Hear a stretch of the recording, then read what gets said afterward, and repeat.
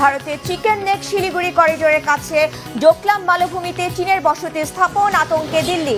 বাংলাদেশের সাথে টানাপোড়েনের জেরে সীমান্তে নজরদারি বাড়ালো ভারত, ব্যবহার হচ্ছে আধুনিক সরঞ্জাম। ফিলিস্তিন, লেবানন ও সিরিয়ার পর এবার ইয়েমেনের হামলা চালালো ইসরায়েল, পাল্টা আঘাতের হুঁশিয়ারি হুতিদের। আসসালামু আলাইকুম, দেখছিলেন Bangla vision world news headline. চীনের সেনাবাহিনী কি এবার ভারতের চিকেন নেকের দিকে এগোচ্ছে? তারা কি ভারতের চিকেন নেক হিসেবে পরিচিত শিলিগুড়ি করিডোরের নিয়ন্ত্রণ নিতে চায়? এমন প্রশ্ন দেখা দিয়েছে বিরোধপূর্ণ ডোকলাম মালভূমিতে চীনের বসতি স্থাপনের পর। ভারত, ভুটান ও চীন এই তিন দেশের সীমান্তে অবস্থিত সরু মালভূমি ডোকলাম, যা ভারতের চিকেন নেক বা শিলিগুড়ি করিডোরের খুব কাছে। ডোকলামে গেল 8 বছরে অন্তত 22টি গ্রাম ও বসতি স্থাপন করেছে চীন। স্যাটেলাইটে ধারণা করা ছবিতে এইসব গ্রাম নির্মাণের তথ্য নিশ্চিত হওয়া গেছে। এতে উদ্বেগ আর আতঙ্কে রয়েছে ভারত। বিশ্লেষকরা বলছেন, ডোকলামে চীনের কর্তৃত্ব স্থাপিত হলে ভারতের শিলিগুড়ি করিডোরের খুব কাছে চলে আসবে চীনা বাহিনী। বিস্তারিত মীর ফজলে রাব্বির ডেস্ক রিপোর্টে। ঐতিহ্যগতভাবে ভুটানের ভূখণ্ডের অংশ ডোকলাম, কিন্তু এই বিতর্কিত অঞ্চল নিয়ে বরাবরই উত্তেজনা বিরাজ করে চীন ও ভারতের মধ্যে। তবে সাম্প্রতিক সময়ে কৌশলগতভাবে গুরুত্বপূর্ণ ডোকলাম মালভূমি অঞ্চলে চীনের উপস্থিতি দুশ্চিন্তায় ফেলে দিয়েছে ভারতকে। ডোকলামে গত 8 বছরে অন্তত 22টি গ্রাম ও বসতি স্থাপন করেছে চীন। বুধবার ভারতীয় দৈনিক হিন্দুস্তান টাইমসের এক প্রতিবেদনে এই তথ্য জানানো হয়েছে। স্যাটেলাইটে ধারণ করা ভারত, ভুটান, চীন সীমান্ত লাগোয়া ডোকলামের কাছে ভুটানের ভূখণ্ডের স্যাটেলাইটে ধারণ করা ছবিতে এসব গ্রাম নির্মাণের তথ্য নিশ্চিত হওয়া গেছে। ডোকলামের কাছাকাছি ভুটানের পশ্চিমাঞ্চলীয় 8টি গ্রামের সবগুলোই কৌশলগত একটি উপত্যকায় অবস্থিত, যে উপত্যকার মালিকানা দাবি করে আসছে চীন। এই উপত্যকা থেকে ভারত সীমান্তের ওপর নজরদারি চালানো সহজ। গত 8 বছরে এই এলাকায় 2000-এরও বেশি আবাসিক বাড়ি তৈরি করেছে চীন। এছাড়া এসব গ্রামে চীনের সরকারি কর্মকর্তা, সীমান্ত পুলিশ এবং সামরিক কর্মীদেরও নিয়োগ দেওয়া হয়েছে বলে জানা গেছে। ডোকলামে নির্মিত চীনা এসব গ্রাম স্বাভাবিকভাবেই দিল্লির উদ্বেগের কারণ হয়ে দাঁড়িয়েছে। তবে এখানে গুরুত্বপূর্ণ বিষয়টি হল, ডোকলাম থেকে ভারতের শিলিগুড়ি করিডোর বা চিকেন স্নেকের দূরত্ব 100 কিলোমিটারেরও কম। ভারতের উত্তর পূর্বাঞ্চলীয় কয়েকটি রাজ্যকে দেশটির মূল ভূখণ্ডের সঙ্গে যুক্ত করেছে এই চিকেন স্নেক। ফলে ডোকলাম অঞ্চলে চীনের এমন তৎপরতা ভারতের উত্তর পূর্বের রাজ্যগুলোর সার্বভৌমত্বকে হুমকিতে ফেলতে পারে। তবে ডোকলামে চীনের উপস্থিতি নিয়ে তেমন অস্বস্তি নেই ভুটানের। গত কয়েক বছরে ভুটানের ভূখণ্ডে চীনা সৈন্যের উপস্থিতি ও বসতি স্থাপনের অভিযোগ অস্বীকার করেছে ভুটান। এমনকি দেশটির সাবেক প্রধানমন্ত্রী লোটে শেরিং গত বছর এক সাক্ষাৎকারে বলেছিলেন, ভুটানে চীনা স্থাপনা নেই। যদিও বিভিন্ন প্রতিবেদন থেকে জানা যায়, ডোকলাম ইস্যুতে ভুটানকে বেশ চাপে রেখেছে চীন। বিশেষজ্ঞদের মতে, ডোকলামে চীনের ব্যাপারে ভুটান সরকার হস্তক্ষেপ না করলে ভারতের ভূখণ্ডে প্রবেশ করতে তেমন বেগ পেতে হবে না চীনা সৈন্যদের। 2017 সালে ডোকলামে চীনের অবকাঠামো ও সড়ক নির্মাণে বাধা দেওয়ার ঘটনাকে কেন্দ্র করে ভারতীয় ও চীনা সৈন্যদের মাঝে ব্যাপক উত্তেজনা তৈরি হয়েছিল। দুই দেশের সৈন্যরা ওই এলাকায় টানা 73 দিন মুখোমুখি অবস্থানে ছিলেন। শেষ পর্যন্ত দ্বিপাক্ষিক আলোচনার মাধ্যমে অচল অবস্থার অবসান হয়। তবে সাম্প্রতিক সময়ে ডোকলাম নিয়ে চীনের এমন কর্মকাণ্ডের জেরে দুই দেশের সীমান্ত উত্তেজনা কোন দিকে আগায়, সেটিই এখন দেখার বিষয়। মীর ফজলে রাব্বি, বাংলা ভিশন। গণ অভ্যুত্থানের হাসিনা সরকারের পতন আর সাম্প্রতিক একাধিক ঘটনায় বাংলাদেশের সাথে কূটনৈতিক টানাপোড়েনের জেরে সীমান্তে অনুপ্রবেশ ঠেকাতে কঠোর ব্যবস্থা নিয়ে নজরদারি বাড়িয়েছে ভারতের সীমান্তরক্ষী বিএসএফ। ব্যবহার করা হচ্ছে অত্যাধুনিক সরঞ্জাম। বাংলাদেশ ঘেঁষা ভারতের 4 জেলা, উত্তর 24 পরগনা, নদিয়া, মালদহ আর মুর্শিদাবাদ সীমান্তে গত কয়েক সপ্তাহ ধরে বিশেষ ব্যবস্থা নেওয়া হয়েছে। সতর্ক করা হয়েছে বিএসএফ জওয়ানদের। কাঁটা তারবিহীন সীমান্ত এলাকা এলাকায় অতিরিক্ত জওয়ান মোতায়েন করা হয়েছে। ভারতের গণমাধ্যমে দেয়া সাক্ষাৎকারে বিএসএফ দক্ষিণবঙ্গ ফ্রন্টিয়ারের আইজি মনিন্দর সিং পাওয়ার জানিয়েছেন, কেন্দ্রীয় স্বরাষ্ট্র মন্ত্রণালয়ের নির্দেশ মেনে বিশেষ করে রাতের পাহারায় গত কয়েক সপ্তাহ ধরে আধুনিক সরঞ্জাম ব্যবহার করা হচ্ছে।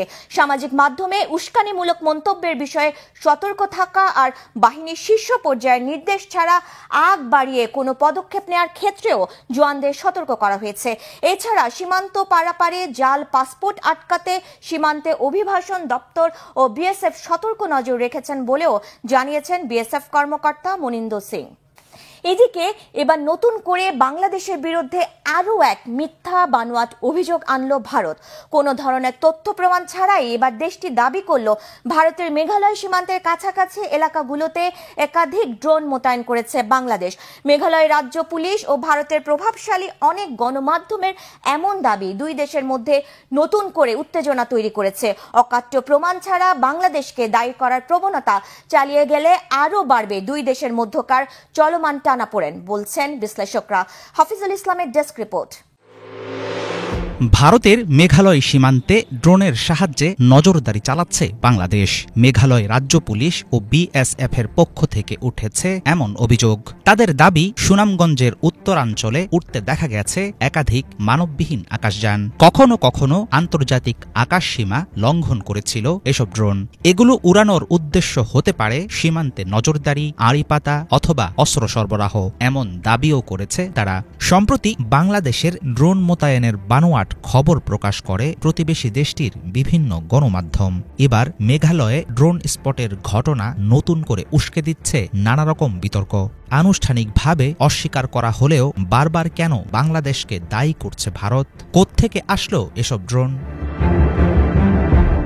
ঢাকা ও দিল্লির মধ্যকার চলমান সংবেদনশীল পরিস্থিতিতে সীমান্ত লঙ্ঘন চরম মাত্রার উস্কানিমূলক বিষয় বলে মনে করা হচ্ছে। মেঘালয়ের এসব ড্রোনের মালিকানা পর্যাপ্ত প্রমাণাদি সহ নিশ্চিত না হয়ে একতরফা বাংলাদেশকে দায়ী করায় আরও বাড়বে কূটনৈতিক টানাপোড়েন। মেঘালয়ের পুলিশ মন্ত্রী প্রেস্টন তিনসং দাবি করেছেন, চেরাপুঞ্জির কাছে যেসব ড্রোন উঠতে দেখা গেছে সেগুলো উড়ানো হয়েছিল বাংলাদেশ থেকেই। স্থানীয় সংবাদ মাধ্যমকে তিনি জানিয়েছেন, ভারতে অনুপ্রবেশ বা ড্রোনের আকাশসীমা লঙ্ঘনের মতো বিষয়গুলো নিয়ে রাজ্য ও কেন্দ্রীয় সরকারের মধ্যে নিয়মিত যোগাযোগ রাখছে তার দফতর। বাংলাদেশি ড্রোনের ভারতীয় আকাশসীমা লঙ্ঘনের অভিযোগ বিভিন্ন ভারতীয় গণমাধ্যমগুলোতে প্রকাশিত হতে দেখা গেলেও মেঘালয়ের দায়িত্বশীল পুলিশ মন্ত্রী ছাড়া বিষয়টি নিয়ে বিএসএফ, ভারতের সামরিক বাহিনী কিংবা মেঘালয় পুলিশের কোনো আনুষ্ঠানিক বক্তব্য পাওয়া যায়নি, এমনটাই জানিয়েছে বিবিসি। তবে একাধিক আনম্যান্ড এরিয়াল কমব্যাট ভেহিকলগুলো কোন দেশ থেকে উড়ে আসলো, সংঘাতপূর্ণ সময়ে কেন সীমান্তে দেখা গেল এদের, কিভাবে এগুলো আন্তর্জাতিক বর্ডার পার হলো, প্রতিবেশী রাষ্ট্র দুটোর জন্যই সেটা হতে পারে দুশ্চিন্তার কারণ। মেঘালয়ের সাথে বাংলাদেশের রয়েছে 443 কিলোমিটার সীমান্ত। ভারতের সোহরা আর শেলা অঞ্চলে স্পট হওয়া ড্রোনগুলো কি ধরনের সে ব্যাপারে পরিষ্কার কিছু জানা যায়নি। এনডিটিভি সহ ভারতের বিভিন্ন গণমাধ্যম বলছে এসব আকাশযানগুলো তুরস্কের তৈরি বায়ারাক্তার TB2 মডেলের। হিন্দুস্তান টাইমস জানায়, আনম্যান্ড এরিয়াল কমব্যাট ভেহিকলগুলোর একটি পরিচালিত হয়েছিল ঢাকায় অবস্থিত বিমান বাহিনীর বাসার এয়ারবেস থেকে। চট্টগ্রাম জহিরুল হক এয়ারবেস থেকেও ড্রোন উড়ানোর রিপোর্ট পাওয়ার কথা জানায় ভারতীয় আরেকটি সংবাদ মাধ্যম। তবে এসব দাবির পেছনে দেখানো হয়নি কোনো ধরনের তথ্য প্রমাণ। 2022 সালে তুরস্কের কাছ থেকে TB2 ড্রোন কেনার চুক্তি করে বাংলাদেশ। 2024 সালে খবর পাওয়া যায় সামরিক বাহিনীর বহরে যোগ হয়েছে শক্তিশালী এই আকাশযান। এর প্রেক্ষিতেই মেঘালয় সীমান্তে দেখা ড্রোনগুলোকে বাংলাদেশের বলে দায় চাপাচ্ছে ভারতীয় বিভিন্ন সূত্র। নিরাপত্তা বিশ্লেষকদের ধারণা, দ্বিপাক্ষিক পরিস্থিতি যতই মন্দ হোক, সামরিক সংঘাতে জড়াতে চাইবে না ভারত ও বাংলাদেশ। সেক্ষেত্রে ড্রোন নিয়ে দোষারোপের খেলা বাদ দিয়ে সীমান্তে নিরাপত্তা নিশ্চিত করতে একসাথে কাজ করার বিকল্প নেই বলেই মনে করেন তারা। হাফিজুল ইসলাম, বাংলা ভিশন। চলমান যুদ্ধে রাশিয়ার কাছে হারানো ভূখণ্ড পুনরুদ্ধারের মতো শক্তিশালী অবস্থানে নেই বলে স্বীকার করেছেন ইউক্রেনের প্রেসিডেন্ট ভলোদিমির জেলেনস্কি। এই অবস্থায় রাশিয়ার প্রেসিডেন্ট ভ্লাদিমির পুতিনের সাথে আলোচনার টেবিলে বসার আগ্রহ জানিয়েছেন তিনি। এটিকে যুদ্ধে জেলেনস্কির পরাজয় মেনে নেওয়ার আভাস হিসেবে দেখছেন অনেক বিশ্লেষক। তাদের মতে জেলেনস্কির দিন ফুরিয়ে আসছে। এদিকে রুশ বাহিনীর শীর্ষস্থানীয় কর্মকর্তা ইগোর কিরিলভ হত্যার ঘটনায় জেলেনস্কিকে দায়ী করে পুতিনপন্থী অনেক বিশ্লেষক বলছেন এর মধ্য দিয়ে নিজেরই মৃত্যু পরোয়ানা সই করেছেন জেলেনস্কি। হিজল জোবাইডের ডেস্ক রিপোর্ট। শেষমেশ কি পুতিনের কাছে পরাজয় স্বীকার করছেন জেলেনস্কি? হারানো সকল ভূখণ্ড পুতিনকে ছেড়ে দিয়ে কোনো মতে রক্ষা পাওয়ার চেষ্টা করছেন? বুধবার ফরাসি গণমাধ্যম লে প্যারিজিয়াকে দেয়া জেলেনস্কির একটি সাক্ষাৎকার ঘিরে এসব প্রশ্নই সামনে চলে এসেছে। সাক্ষাৎকারে ইউক্রেনের প্রেসিডেন্ট ভলোদিমির জেলেনস্কি স্বীকার করে নেন 2014 সাল থেকে ক্রিমিয়া সহ রাশিয়ার কাছে যেসব ভূখণ্ড হারিয়েছে সেগুলো পুনরুদ্ধারের মতো সামরিক সক্ষমতা ইউক্রেনের নেই। 2022 সালের পর দনবাস সহ পূর্বাঞ্চলের যেসব ভূখণ্ড রাশিয়া দখল করে নিয়েছে সেগুলো পুনরুদ্ধারেও সক্ষম নয় তার বাহিনী। এ অবস্থায় কি করে যুদ্ধ থামিয়ে ইউক্রেনের বাদবাকি ভূখণ্ড রক্ষা করা যায় সেই পথ খুঁজছেন জেলেনস্কি। এ প্রসঙ্গে তিনি বলেন, সংবিধান ও আইন অনুসারে নিজ দেশের দখল করা ভূখণ্ড অন্য দেশের কাছে সমর্পণ করতে পারেন না তিনি। কৌশলগত এ জটিলতা এড়াতে পুতিনকে আলোচনার টেবিলে আনা প্রয়োজন। আর সেই পরিবেশ তৈরির জন্য মিত্র যুক্তরাষ্ট্র সহ পশ্চিমা দেশগুলোর সহায়তা চাইছেন ইউক্রেনের প্রেসিডেন্ট। এদিকে যুদ্ধে সুবিধাজনক অবস্থানে থাকায় পুতিনকে সহজে সমঝোতায় আনা যাবে না বলেও শঙ্কায় ভুগছেন জেলেনস্কি। তার মতে পুতিনই শান্তি চুক্তির শর্তগুলো নির্ধারণ করতে চাইবেন, কিন্তু পশ্চিমারা তার সাথে সমঝোতায় পৌঁছাতে চাইলে ইউক্রেনের স্বার্থকে একেবারেই জলাঞ্জলি দেয়া চলবে না। মনে রাখতে হবে, ইউক্রেনের জনগণ কোনো বিশ্ব নেতাকেই সে অধিকার দেয়নি। ইউক্রেনবাসী এই যুদ্ধের বলি। জেলেনস্কির মতে পুতিনের সাথে আলোচনায় বসার আগে পশ্চিমাদের গ্রহণযোগ্য একটি সমঝোতা প্রস্তাব তৈরি করা জরুরি। সেখানে ইউক্রেন ন্যাটো বা ইউরোপীয় ইউনিয়নে যোগ দেবে কিনা, দিলে কখন, সেসব সহ গুরুত্বপূর্ণ বিষয়গুলো অন্তর্ভুক্ত করতে হবে। এদিকে অনেক বিশ্লেষকের মতে চলমান যুদ্ধ যখন এক ক্রান্তিকালে এসে পৌঁছেছে, সে সময় জেলেনস্কির এই সাক্ষাৎকার পুতিনের কাছে যুদ্ধে পরাজয় মেনে নেয়ারই আভাস। দীর্ঘদিন ধরেই যুদ্ধে কোণঠাসা অবস্থায় ইউক্রেন। রুশ বাহিনীর হাতে একের পর এক অঞ্চল হারাচ্ছে দেশটি। এরই মাঝে যুক্তরাষ্ট্রের নবনির্বাচিত প্রেসিডেন্ট ডোনাল্ড ট্রাম্প ইউক্রেনকে সামরিক সহায়তা কমিয়ে দেওয়ার হুঁশিয়ারি দিয়েছেন। সব মিলিয়ে দ্রুত চলমান যুদ্ধ থেকে সরে আসাকেই মুখ রক্ষার একমাত্র পথ ভাবছেন জেলেনস্কি। এদিকে মস্কোতে গুপ্ত হামলা ও বিস্ফোরণে রুশ বাহিনীর শীর্ষস্থানীয় কর্মকর্তা ইগর কিরিলভ হত্যায় তীব্র প্রতিক্রিয়া দেখাচ্ছে দেশটির গণমাধ্যমগুলো। রাষ্ট্রীয় টেলিভিশনের একটি রাজনৈতিক টকশোর উপস্থাপক কিরিলিভ হত্যাকাণ্ডের জন্য ইউক্রেনকে দায়ী করেছেন। ভয়াবহ এই হামলার মধ্য দিয়ে জেলেনস্কি নিজের মৃত্যু পরোয়ানাতেই স্বাক্ষর করেছেন বলে তীব্র প্রতিক্রিয়া জানিয়েছেন ওই মিডিয়া ব্যক্তিত্ব। এরই মাঝে ওই গুপ্ত হত্যার দায় স্বীকার করেছে ইউক্রেন। চলমান যুদ্ধে রাশিয়ার ভেতরে ইউক্রেনীয় হামলায় প্রাণ হারানো সবচেয়ে উচ্চ পর্যায়ের সামরিক কর্মকর্তা কিরিলিভ। তাকে হারানো রাশিয়ার জন্য এক বড় ধাক্কা। এর প্রতিক্রিয়া ভয়াবহ হবে এবং জেলেনস্কির জন্য তা সামলানো কঠিন হয়ে যাবে বলে আশঙ্কা অনেকের। সব মিলিয়ে ইউক্রেনের প্রেসিডেন্ট জেলেনস্কির দিন ক্রমেই ফুরিয়ে আসছে বলে অভিমত অনেক বিশ্লেষকের। হিজল জোবায়ের, বাংলা ভিশন। ফিলিস্তিন, লেবানন ও সিরিয়ার পর এবার ইরান সমর্থিত আরেক দেশ ইয়েমেনে ধ্বংসের পায়তারা করছে আমেরিকার বন্ধু ইসরায়েল। বৃহস্পতিবার ভোর থেকে ইয়েমেনের রাজধানী সানা সহ বিভিন্ন সামরিক স্থাপনায় দফায় দফায় হামলা চালিয়েছে ইসরায়েল। হত্যা করেছে অন্তত 11 ইয়েমেনিকে। হুতিদের ওপর হামলায় তীব্র নিন্দা জানিয়ে যুক্তরাষ্ট্রকে দোষারোপ করেছে ইরান। যুক্তরাষ্ট্রের পৃষ্ঠপোষকতায় ইসরায়েল আন্তর্জাতিক আইন ভাঙতে কোনো ভ্রুক্ষেপ করছে না বলেও অভিযোগ তেহরানের। আর ইসরায়েলের ওপর পাল্টা আঘাত হানতে ইয়েমেনের হুতি যোদ্ধাদের তাগিদ দিয়েছে ফিলিস্তিনের স্বাধীনতাকামী সংগঠন হামাস। শহীদ আরাফাতের ডেস্ক রিপোর্ট।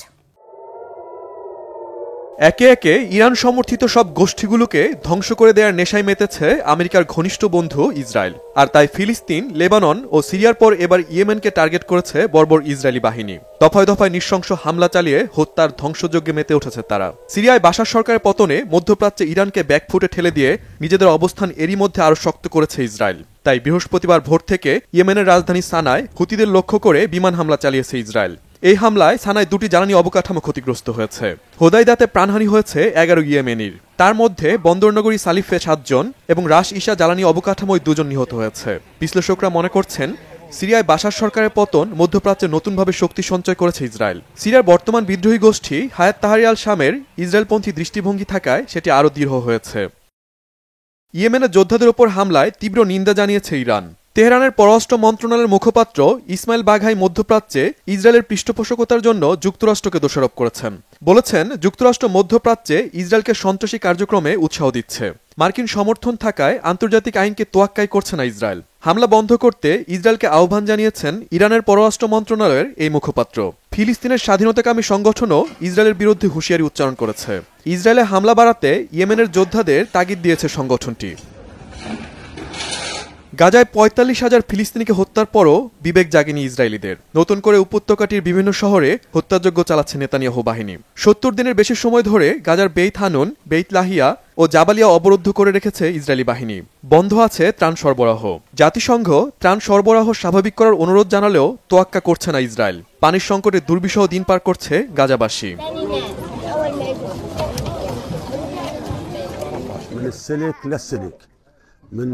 বেইত হানুন থেকে রাফা, এক সীমান্ত থেকে অপর সীমান্ত, পানির সংকটে প্রতিটি মানুষ।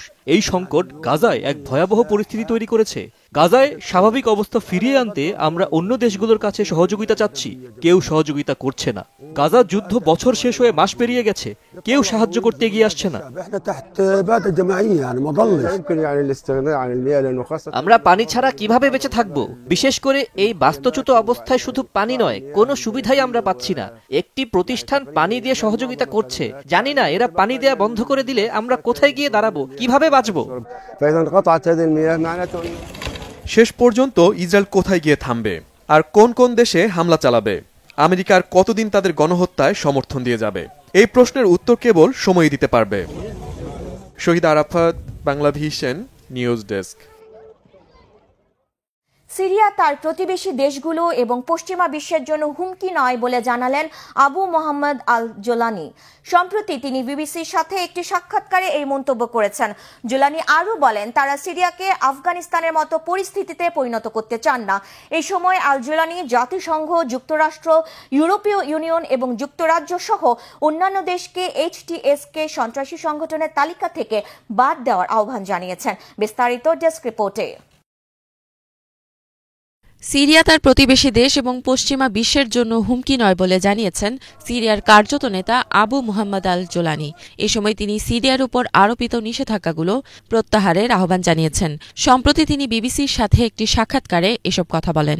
আল জোলানি সিরিয়া যুদ্ধের দীর্ঘস্থায়ী প্রভাবের কথা তুলে ধরে বলেন, পুরনো শাসনের বিরুদ্ধে আরোপিত নিষেধাজ্ঞাগুলো তুলে নেওয়া উচিত। তিনি আরও বলেন, ভুক্তভোগী এবং শোষকদের একভাবে বিচার করা ঠিক নয়।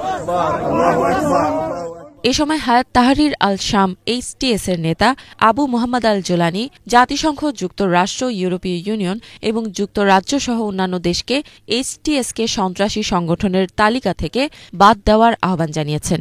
এর আগে HTS আল কায়দার একটি শাখা হিসেবে যাত্রা শুরু করেছিল, তবে 2016 সালে তারা আল কায়দা থেকে বিচ্ছিন্ন হয়ে যায়। জোলানি বিবিসিকে বলেন, HTS কোনো সন্ত্রাসী সংগঠন নয়, তারা কখনোই সাধারণ মানুষ বা বেসামরিক এলাকায় হামলা করেনি। জোলানি আরও বলেন, তারা সিরিয়ায় আসাদ সরকারের অত্যাচারের মুখোমুখি হয়েছেন, তাই তারা এই যুদ্ধে নিজেদের ন্যায় প্রতিষ্ঠার সংগ্রামী বলে মনে করেন।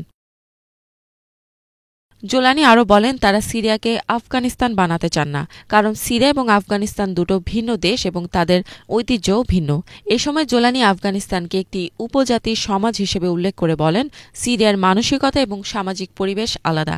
এছাড়া জোলানি নারীদের শিক্ষার প্রতি তার বিশ্বাসের কথা তুলে ধরেছেন। তিনি বলেন, 2011 সাল থেকে সিরিয়ার উত্তর পশ্চিমাঞ্চল ইদলিবে বিদ্রোহীদের অধীনে বিশ্ববিদ্যালয় পরিচালনা করা হয়েছে। তার মতে বিশ্ববিদ্যালয়ে নারীদের সংখ্যা 60% বেশি রয়েছে। তাকে প্রশ্ন করা হয় সিরিয়ায় মদ্যপান অনুমোদন করা হবে কিনা।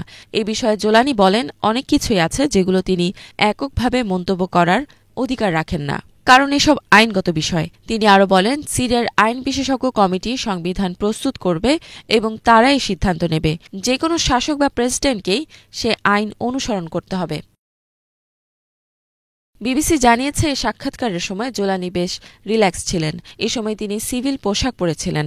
তার সংগঠন অতীত থেকে বেরিয়ে এসেছে কিনা এমন উদ্বেগ থাকলেও তিনি সবাইকে আশ্বস্ত করার চেষ্টা করছেন। সিরিয়ার অনেক নাগরিক জোলানির প্রতি আস্থা রাখতে পারছেন না বলে দাবি করেছে বিবিসি। অতএব আগামী কয়েক মাসে সিরিয়ার নতুন শাসকদের নেওয়া সিদ্ধান্ত থেকে বোঝার চেষ্টা করা হবে যে তারা আসলে কোন ধরনের রাষ্ট্র গঠন করতে চায় এবং কিভাবে তারা দেশ পরিচালনা করতে ইচ্ছুক। ইফাত জাহান, বাংলাভিশন। এই ছিল আজকের মতো, সাথে থাকায় ধন্যবাদ।